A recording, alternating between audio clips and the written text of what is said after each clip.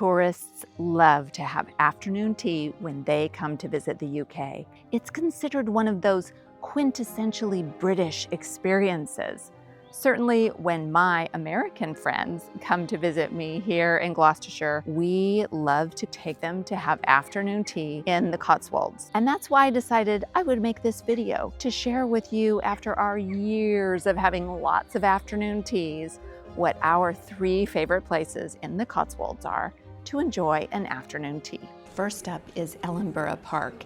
Ellenborough Park is a beautiful old manor house hotel which does wonderful afternoon teas. We have been here a few times. I thought today I would film our experience and share with you all the details of what you can expect if you come to have afternoon tea at Ellenborough Park. Here at the hotel, afternoon tea is served in the great room, and I'm up in the mezzanine right now, and I'll show you what the great room looks like. It's a very comfortable, very well-appointed, beautiful, unique place to have afternoon tea.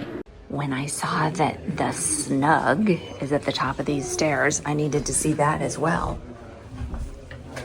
Oh my word.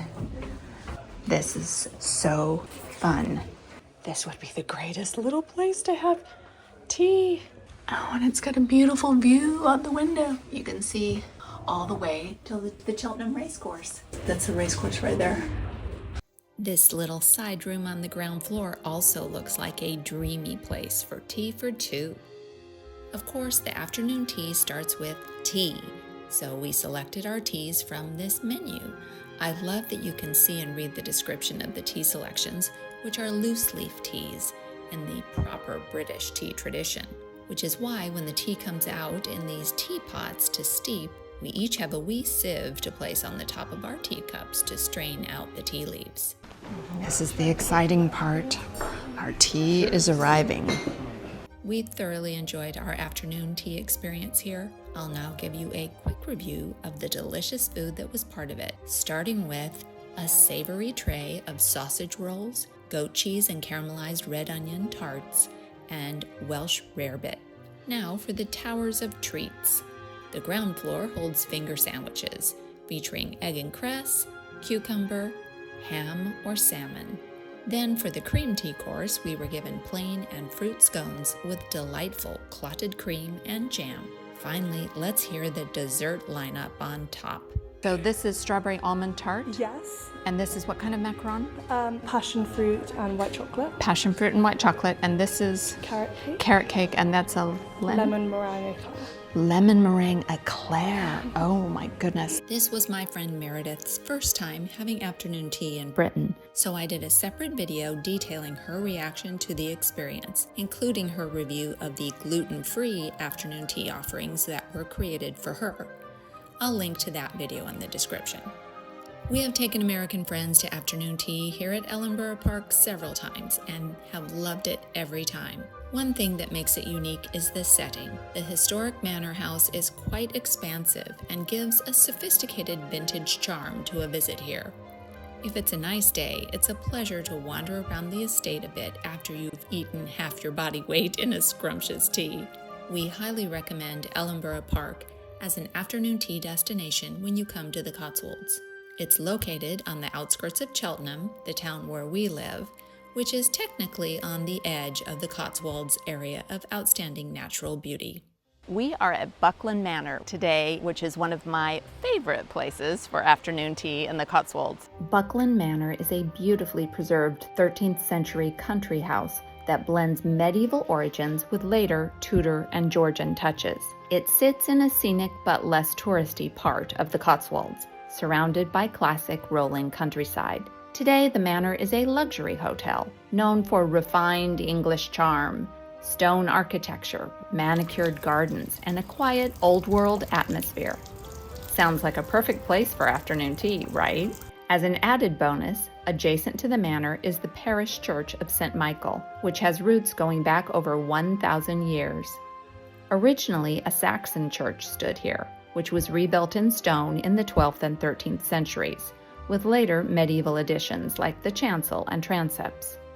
The most notable part of the church is the medieval stained glass, some of which was rescued from nearby Hales Abbey during the dissolution of the monasteries. If you come to the manor, it's well worth stopping by the church for a quick visit as part of your Buckland experience. This is actually, I think, the first place I ever had afternoon tea in the Cotswolds in 2018, and it was so magnificent that I went to sleep dreaming about it for a year afterwards. So when we came back with other American friends in 2019, I said, we have to go to Buckland for afternoon tea again. So we came back again. We came back in 2024 on our 32nd wedding anniversary to have a cream tea here. So we've had cream tea or afternoon tea here at Buckland a few times, and we are back today with our friends, the Millers, to have afternoon tea. And I think that this might be the first time that their families had a full afternoon tea, so they're excited about trying it. And I'm excited to take you along this time and film it all. Now, at Buckland, which is a small village not far from Broadway, I have a video on Broadway and Buckland. If you're interested in hearing more about those places, I encourage you to watch that vlog. I'll link in the description. But if you come here to Buckland for afternoon tea, you can eat inside or outside. The gardens around Buckland are magnificent, and the back garden is a lovely place to have afternoon tea. But as you can see, there's a lot of clouds in the sky, and the hostess thought today we might be risking eating in the back garden because she thinks it might rain. So we are eating in the very comfortable and cozy lounge area. So come inside and join us for afternoon tea. So far, we are really enjoying our tea, waiting for our food to arrive. Let me walk you through the occupants of our afternoon tea tower of food. On the ground floor, finger sandwiches, which include ham and mustard, egg mayonnaise, smoked salmon and cucumber. There's also some small pork sausage rolls as well. Next level up, we have warm, plain and fruit scones wrapped in a blanket. And on the top tier of the sweetness, caramel choux buns, carrot cake, panna cotta with strawberry, and tiny custard tarts.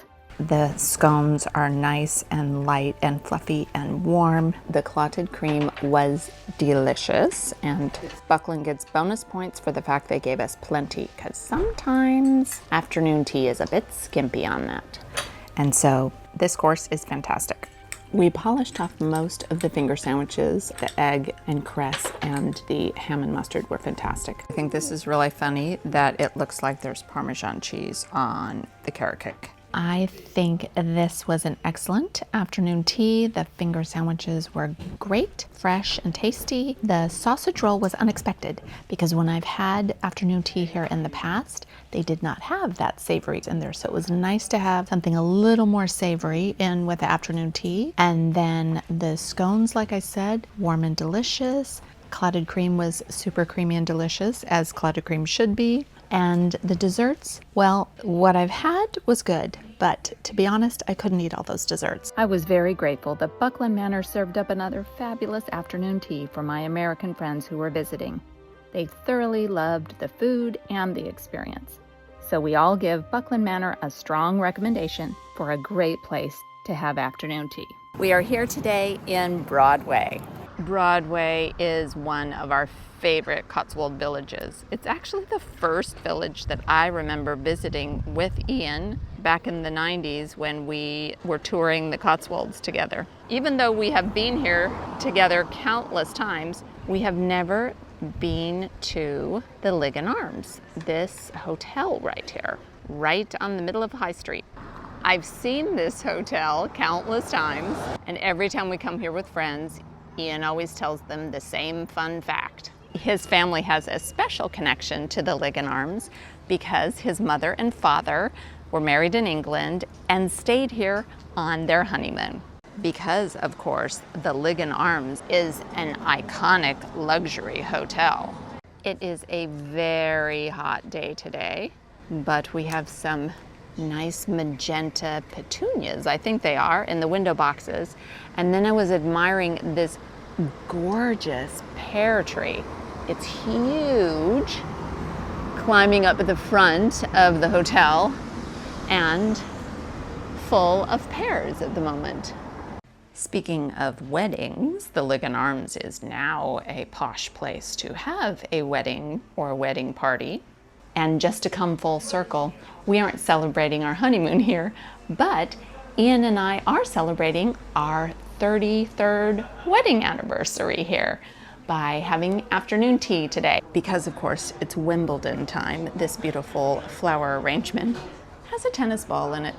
The Lygon Arms is over 600 years old. It was originally a 14th century coaching inn, and today it is a luxury hotel with 86 unique guest rooms and suites. The hotel has also hosted some famous guests. King Charles I met here with his supporters, giving his name to the impressive Charles I suite, while Oliver Cromwell stayed in a room here immediately before the Battle of Worcester on the 3rd of September 1651. And there's also an Oliver Cromwell room. Much later, in the 50s and 60s, the Lygon Arms had many glamorous guests, including Richard Burton and Elizabeth Taylor, who stayed here in 1963, a few years before Ian's parents stayed here. Lots of A-list celebrities and movie stars have stayed here over the years, including Sophia Loren, Claudette Colbert, Vivian Leigh, and Cary Grant. And of course, other famous politicians like prime ministers and even Prince Philip.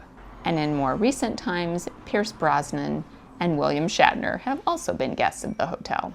But today, it's our turn to be here enjoying afternoon tea with Ian's niece and her aunt.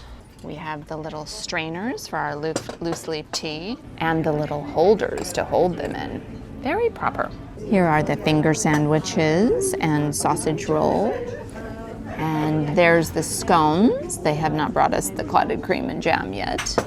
And then here are all of our desserts. Whoa, this is the clotted cream and strawberry jam, but there's also lemon curd, which I've never had for an afternoon tea, so that's fun. The finger sandwiches have Cotswold coronation chicken, cucumber with cream cheese, dill, and mint, and John Ross smoked salmon. And then these egg mayonnaise are in a little boat. Those are very cute. And then we have a wee sausage roll.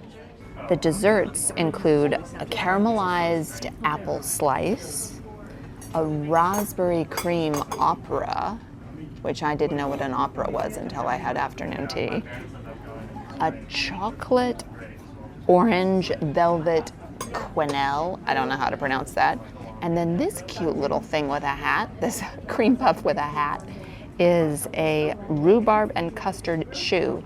Anything rhubarb and custard, I adore, so that I'm really looking forward to trying. The egg salad in the egg salad boats was very tasty because it had some nice herbs in it, and the sausage roll was delicious. It had caramelized onion in it. I don't like sausage, but it was good. Coronation chicken sandwich was really good. I've not had coronation chicken before in an afternoon tea. And cucumber sandwiches are just cucumber sandwiches, but honestly, this one was really good. The cream cheese was delicious. The smoked salmon sandwich was impressive because it had a lot of salmon in it.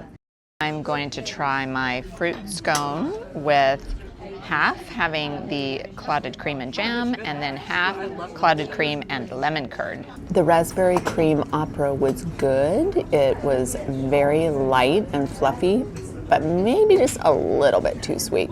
The caramel apple slice was really good, just super moist apple, nice caramel flavor, but not too sweet. It actually had a good kind of spicy flavor to it. The rhubarb and custard choux was delicious, very fresh, nice and creamy. I would have probably liked a little bit more rhubarb, only because I adore rhubarb. If you like chocolate and orange, then you will like these chocolate velvet orange quenelles. But I'm infamous for being a Jaffa cake hater because I don't like the combination of chocolate and orange, so it wasn't my favorite. But if you love Jaffa cakes, that would be way better than a Jaffa cake. The chocolate thing is probably a quenelle, not a Quenelle, although Kennel sounds like a place you keep dogs. So I'm sorry to report that the scones were kind of the weakest link in this meal. I oftentimes will judge an afternoon tea by the scones. When I took the first scone and tried to split it open, I noticed it was really hard on the outside. And then when I split it, it just kind of crumbled into big chunks. There was no way to just split it open with your fingers. You had to use a knife, and then it just kind of broke apart. Because they were so almost spherical shaped, they in the middle were nice and fluffy and soft and more tender, but the outside was just too hard and too dry. So I would not say those are my favorite scones, but the other parts of the meal were so good that I still think it's a great place, and maybe it was a bad day for scones here at the Lygon Arms. Maybe another day they would be better. I would still highly recommend coming here for tea because overall it's a wonderful experience. I hope you enjoyed coming along with us for afternoon tea.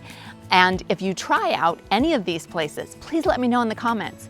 Also let me know if you haven't been to any of them, which would you like to try for afternoon tea? I'd love to hear about that in the comments as well. Also, please check out these videos of other suggestions I have for traveling in the Cotswolds. Thanks so much for watching this video, and do something good in the world today.